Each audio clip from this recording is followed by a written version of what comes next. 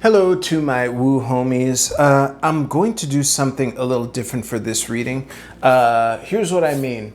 I noticed that the last two times I did one of these, the window of time that I was looking at was very short term. I don't think there was a reading that was for more than a couple weeks in time frame. I know that the theme of get your finances in order has come up a lot. However, I decided I wanted to do the opposite for this reading and take a look at the long term. So specifically, the question I shuffled for this and for the oracle cards that are here, as usual, you can pick which one resonates for you the most, and we'll get to that after the reading. The question that I shuffled on is, how should we be preparing for the winter? So how should we prepare for the winter? So, yeah, I mean, the economy's in the shitter. And that's just the financial aspect. I know there's a lot of tension going around.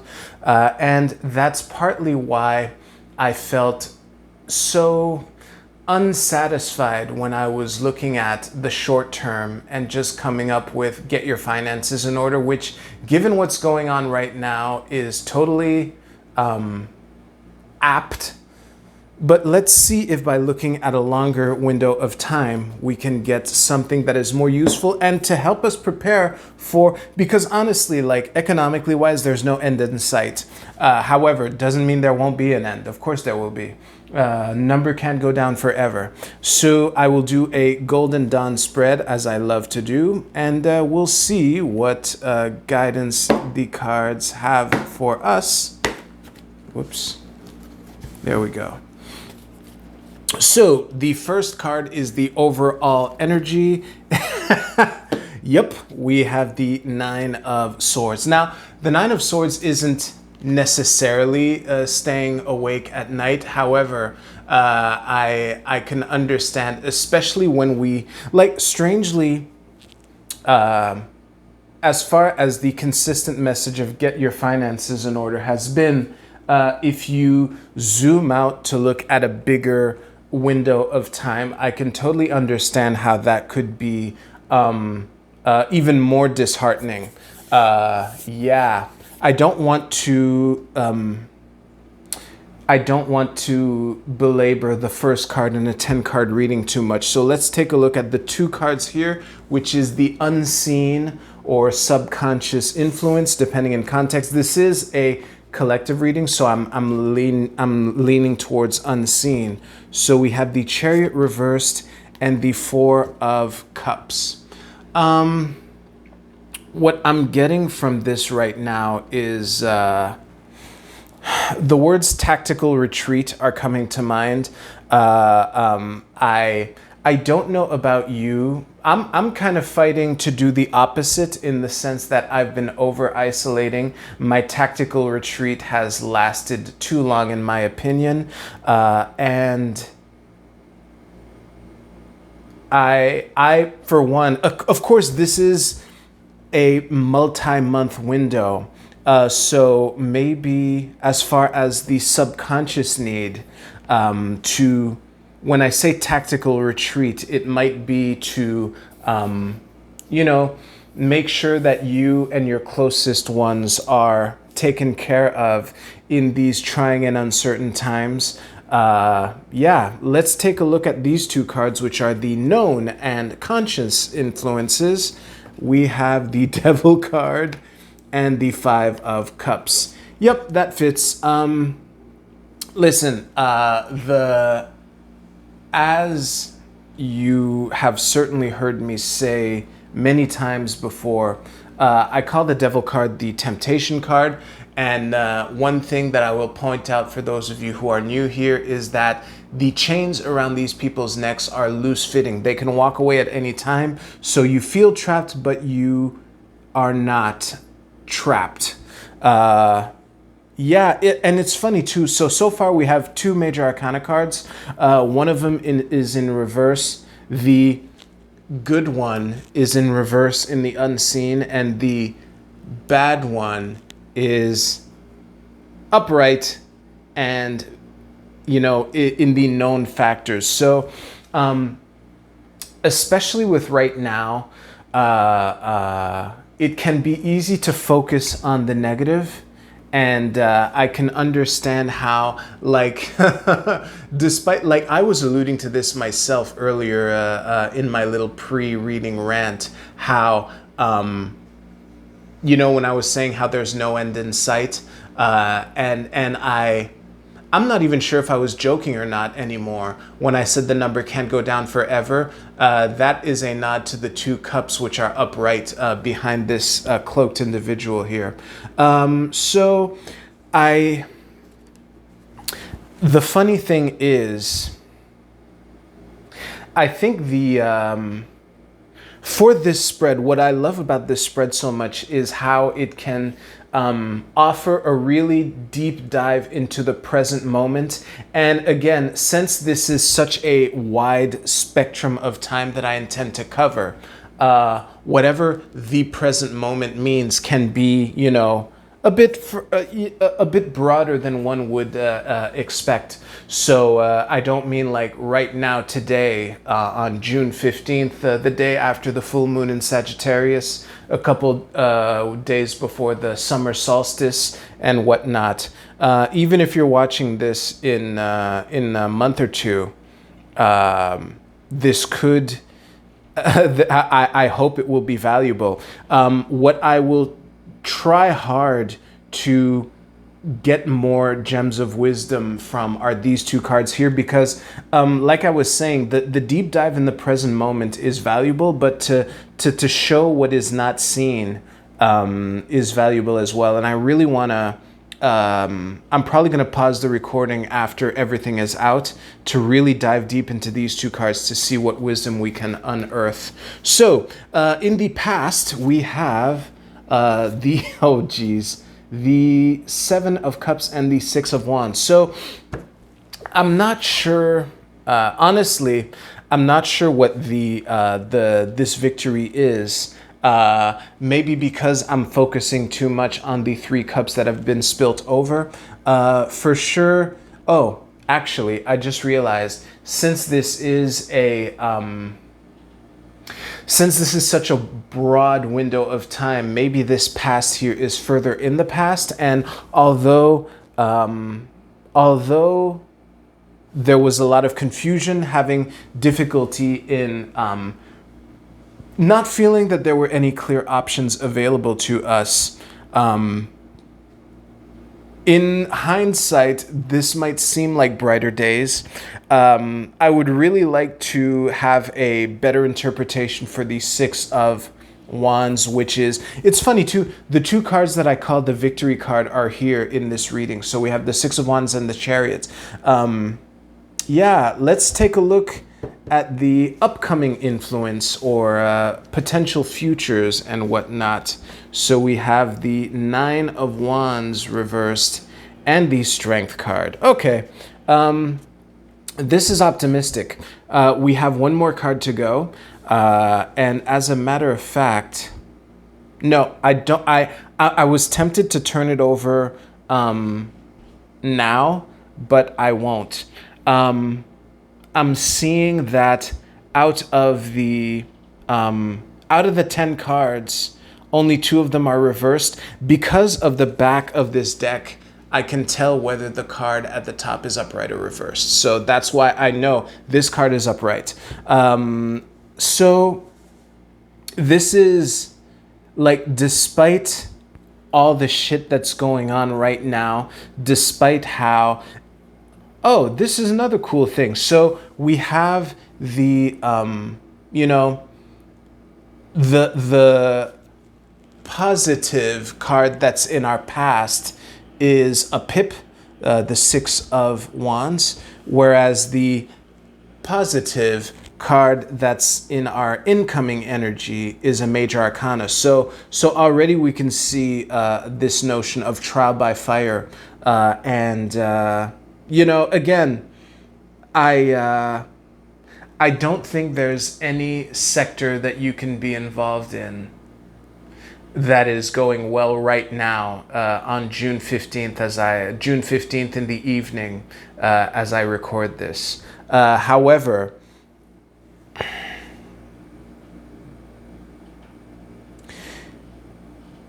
as much as this can be stressful to consider, it is important to find optimism where you can.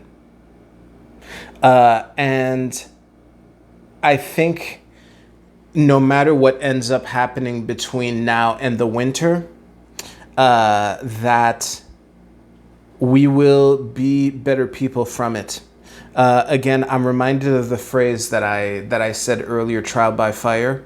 Yeah, we're in it. So let's flip over the 10th card, which is the bridge between the past and the future. I always rotate cards clockwise, so we have the 3 of coins. It's funny too. Let's look at the bottom of the deck. Okay, the Hierophant, also upright. So the bottom of the deck isn't technically in the reading, but it's also technically in the reading. But I will say we have, including the bottom of the deck, we have 4 major arcana cards, and only one of them is reversed. And okay, but before I go into this rant, I just want to focus on the 3 of coins here. The 3 of cups and the 3 of coins. The aspect that really jumps out to me is the community aspect. Whenever I turn over the 3 of cups and the 3 of coins, one of the words that comes to my mind is community. Now, this is more practical. This tends towards work and projects and things like that. And given the question, this would make sense to be one of the only earth cards in this reading. The devil is an earth card, FYI. So yeah, I think that the bridge between the past and the future will rely on, and this is a theme that has come up before, relationships, and really specifically, because this is the 3 of coins in this reading right now, specifically getting a sense of who you can work with. And trying to build a tribe of people that you will be able to work with in the months that are to come. Yeah, because there is a lot. Like I said at the beginning when I was talking about the markets and the economy, and that is just the economic aspect. There's no end in sight. And I look at the Hierophant at the bottom of the deck here. This might involve either giving or receiving education or information. You might have to see, okay, if there are people in your network that you feel that you can work with in the times that are ahead, if you have something to teach them, this would be a green light to pass that on. Of course, make sure that they're coachable and open to that information. You can have the fucking wisdom of God itself. And if someone is not having it, there's no point in trying to educate that person. This could also be an invitation to get information and to sharpen your proverbial axe, because although this will be a strengthening exercise, it's not going to feel very good. Yeah, here I am talking about how optimistic this reading is overall, and saying that. So what I will do, I'm going to really look at these 2 cards and see, like, again, one of my favorite parts about this reading is uncovering what is unseen in the present moment, which is why I really want to pay attention to these and see what we got. So I don't, how can I say this? I was looking at these two cards, but in my quest to extract wisdom from these two cards in particular, what I have is a better idea of how these two cards fit into the broader picture that is being told by these 10 cards. So here's the thing, talking about building community, the thing, and this might be some of the cups that are still upright in the present moment, which although it is very easy to focus on what has been lost, that we're having trouble seeing. We have been through things that have value, and the how I'm reading the two victory cards here, the victories in the past have allowed us to come home with the lessons that we have learned. Despite all the fog and ambiguity, we have still managed to pull wins and accomplish things, and to still be here in a relatively good position. I have the nagging feeling that if you are watching this and if this is resonating with you and you consider yourself one of my woo homies, and hopefully that phrase will become clear over time. I'm doing this on purpose to not explicitly define it, but hopefully as I do these readings, it'll become clear. Anyway, odds are, if you resonate with all of this, that as bad as things look right now, that you are still in a relatively better position than the people around you. You might be financially better, you might be emotionally better, you might be just in a better position to navigate the storm that is here and the storm that is coming, to navigate your way out. And now that we have, come home with the lessons of this victory, we are presented with an opportunity right here we're presented with an opportunity, and I think the idea would be to open up and to use to basically use the knowledge that we have to share it with people who are open to it. And in that regard, it might look bleak. It does for me. I'm going to be real with you. However, one thing that I intend to do, that I'm trying to do, and I heard of this from someone whose videos I really like. The main tool that we can use to increase our numbers and to pounce on the opportunity that we have is to sow doubt. It could be like, I'm a huge fan of cross-examination in general. Whenever someone presents me with something, my go-to strategy is to ask questions in an attempt to sow doubt. And I think that if you see opportunities to point out interesting coincidences and to point out how things are not being responded to as one might normally expect, and I wonder what that means, that can plant the seeds of doubt into people who are open, who have like the soil ready for those seeds to be planted. And also for those in your network who already have that doubt, to like fertilize that soil, because I don't think this is going to happen overnight. It couldn't possibly. So that is what I plan on doing, and to capitalize on at every opportunity. Because the thing is, again, I think that one of the messages of this Nine of Wands reversed here is that we might have the strength to endure, but it would be better to have allies by our side so that we can be there for each other, which is another message of the Three of Coins here. Another thing I want to point out is that there's a lot of water in the present moment, so a lot of emotion. So we have these two cups, and the Chariot is also a water card.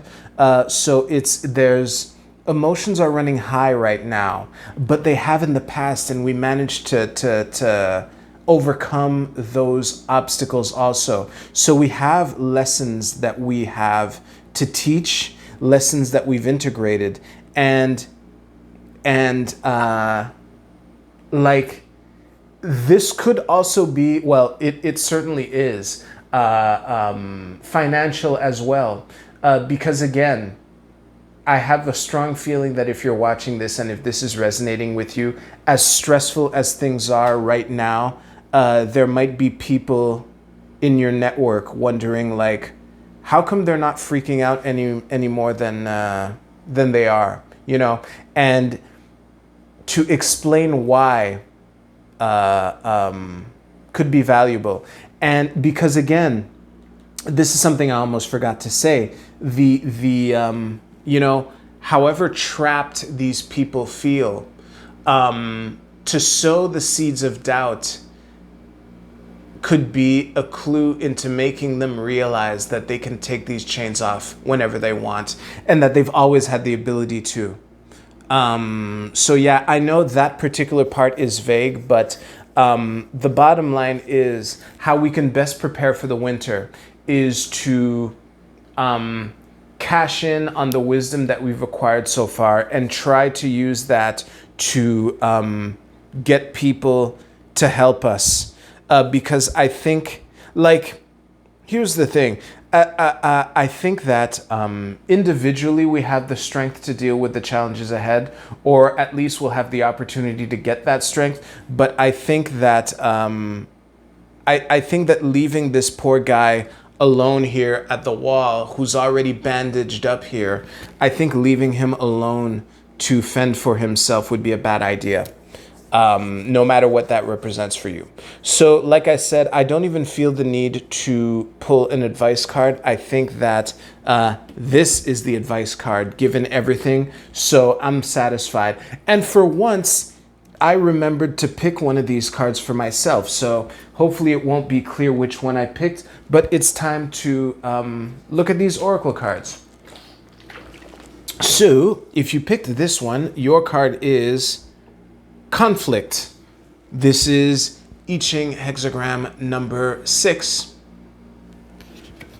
And the keywords are will to power, hostility, jealousy, stubbornness, aggressive, fear, competitiveness, controversy. This, like the only way this makes sense is as a warning to avoid it. Because I don't think we're going to, you know, like I was saying just before, to plant the seeds of doubt, to loosen the chains around the necks of some people so they can join us at the fort, whatever the fort means for us. I can't see a way to do that with hostility or jealousy or stubbornness or aggression or fear or competitiveness or controversy. So what I would take this as is a warning to not be snarky, to not do the "I told you so" stuff, and yeah, to just really keep that in mind. If you chose this card, your card is the 12th house, introspection. Well, that is almost self-explanatory given the reading here. There are a couple things that this introspection card can mean. I will just leave the beautiful artwork on the screen for a couple more seconds. So this might be an invitation to do some self-excavation to see what have I learned so far? You know, this might be not necessarily an invitation to spend more time in your fort, but to when you're in your fort, to spend more time really reflecting on what wisdom have I acquired thus far? How can this be useful to others? And to really, of the time that you spend alone, isolated, reflecting on yourself, to really ask yourself that question and say, like, what gems of knowledge do I have to share? And to really ponder that question. If you picked this one, your card is Affair, Venus in Leo. This is coming from out of left field. Give me a second here. Oh, okay. So here's the deal. I'm going to minimize and affect the word affair. I think everything else actually does make some sense. So here's the deal. Leos, in the circles that I have hung out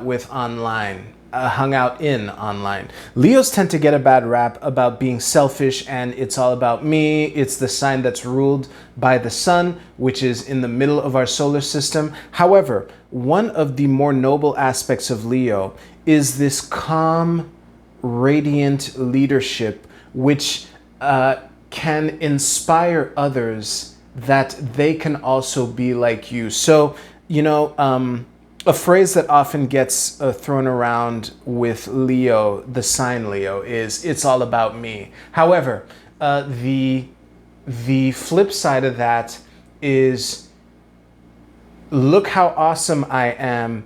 You are awesome like that too. And the Venus being in Leo is an invitation to passively radiate that confidence and to inspire others that they also have the capacity to be, to endure as they have already. And that might be the way for you to get more allies here on the wall, to man the wall with you.